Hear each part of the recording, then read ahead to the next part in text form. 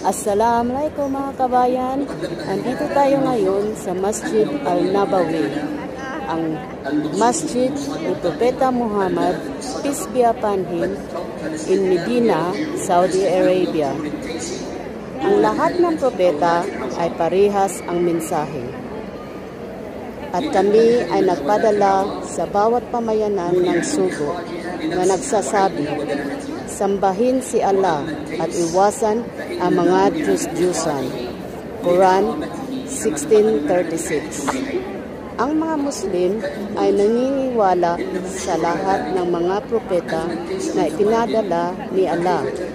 Kabilang sa mga propetang ito ay sina Adam, Noah, Abraham, Moses, Jesus at Muhammad. Parehas ang dala nilang mensahe, ang tawagin ang mga tao